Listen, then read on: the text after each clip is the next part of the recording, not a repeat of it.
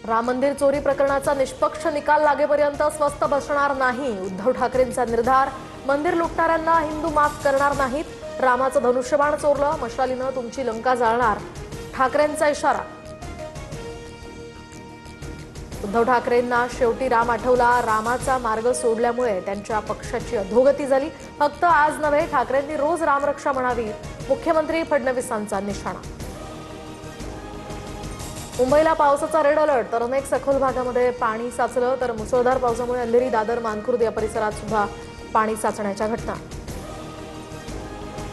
मुंबईमध्ये झाड कोसळून आणखी एकाचा बळी, कुर्ला कमानीच्या नेपाड्यामधील भयावह घटना सीसीटीव्ही कॅमेऱ्यामध्ये कैद। पालिका प्रशासनाविरोधात मनसेचा ठिय्या, तर महापौर रितू तावडेंकडून घटनास्थळाचा आढावा।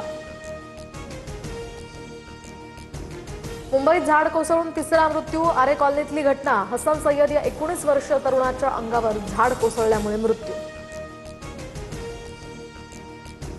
गोरेगावमधील एमजी रोडवर मोठं झाड कोसळलं, दुर्घटनेमध्ये 2 महिला गंभीर जखमी। योग्य छाटणी न झाल्यामुळे झाड कोसळल्याचा स्थानिकांचा आरोप।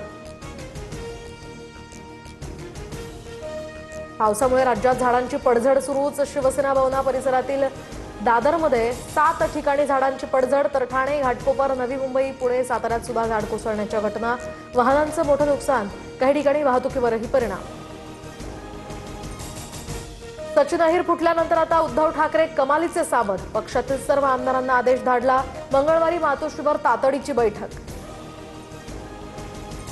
भांडूपमध्ये अमित साटम यांना मनसे कार्यकर्त्यांनी काळे झेंडे दाखवले, साटमांविरोधात मनसे आक्रमक। अंधेरी रेल्वे स्थानकात सुद्धा भर पावसात मनसेचं आंदोलन, मनसेकडून साटमांच्या राजीनाम्याची मागणी।